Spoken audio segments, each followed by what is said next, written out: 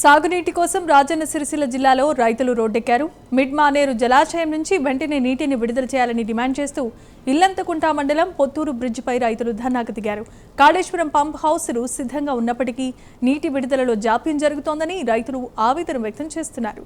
సాగునీరు అందక వరి పంటలు ఎండిపోయే పరిస్థితి ఏర్పడుతోందని, ప్రభుత్వం వెంటనే స్పందించి మిడ్ మానేరు నుంచి నీటిని విడుదల చేయాలని డిమాండ్ చేస్తున్నారు. అన్ని ప్రాజెక్టులతోని తలాపున గోదావరి పారుతున్నటువంటి తరుణంలో ఉన్నటువంటి ఇల్లంతకుంట మండలంలోనే ఇంత కరువు ఏర్పడిందంటే రాష్ట్రంలో ఏ విధంగా ఉందో మనం అర్థం చేసుకోవచ్చు. ఇల్లంతకుంట మానేరు నది ఒడ్డున ఉన్నటువంటి గ్రామాలు ఈరోజు మంచినీటి కోసం ఏడుస్తున్నటువంటి పరిస్థితి. నారు మల్లల్లో నిన్న మొన్న మనం ఒక వీడియో చూసాం. నారు మల్లలకు బిందెలతో నీళ్లు ఎత్తిపోస్తున్నటువంటి తరుణం ఈరోజు ఇల్లంతకుంట మండలంలో ఏర్పడ్డది.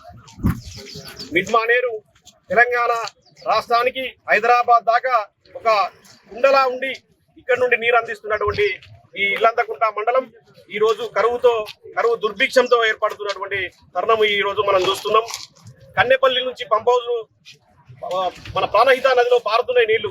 ప్రాణహిత నది నీళ్లు ఎత్తిపోసి ఇక్కడ ఉన్నటువంటి మిడ్ మానేరు నింపినట్టయితే యావత్ తెలంగాణ రాష్ట్రానికే సాగునీరు తాగునీరు అందించేటువంటి వీలున్నా కానీ కూడా ఏమంటున్నారంటే ముఖ్యమంత్రి నీళ్లు ఇచ్చుడు కలవది, ఇక్కడ నీళ్లు నింపినట్టయితే ఇక్కడ నీళ్లు ఇడిచినట్టయితే కింద ఉన్నటువంటి భద్రాచలం మునుగుతుంది అని చెప్తున్నాడు.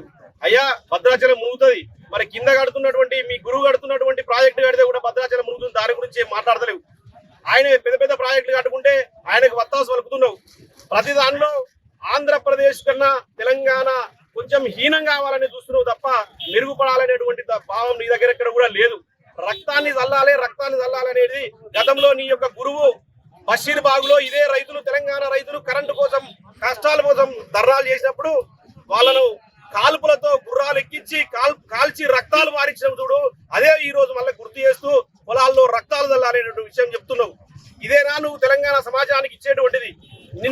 నిన్ను నమ్మి తెలంగాణ రైతులు, తెలంగాణ విద్యార్థులు, తెలంగాణ మహిళా సోదరులు ఒక ముఖ్యమంత్రిని చేయాలని చేస్తే నువ్వు తెలంగాణకు ఇచ్చేటువంటి ఇదేనా?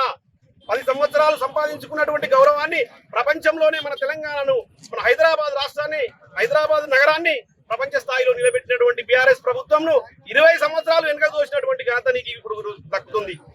ఇదే విధంగా నువ్వు నీ యొక్క మనసు మార్చుకొని కన్నేపల్లి పంప్ హౌస్ 2-3 రోజుల్లో ప్రారంభం చేసి నీళ్లను ఎత్తి మిడ్ మానేరులోకి ఒకవేళ మీరు నీళ్లు తీయనట్టయితే ఇల్లంతకుంట మండలం నుంచి పెద్ద ఎత్తున ధర్నా చేపట్టి బీఆర్ఎస్ పార్టీ ఆధ్వర్యంలో ధర్నాకు పిలుపునిచ్చి మండల రైతులందరినీ ఏకం చేసి పెద్ద ఎత్తున రోడ్డు దిగ్బంధం చేసి కలెక్టరేట్ ముట్టడి చేసుకుంటూ క్యాంప్ కార్యాలయాలు కూడా ముట్టడించే వరకు వెళ్తున్నటువంటి విషయాన్ని మేము తెలియజేస్తూ జై తెలంగాణ.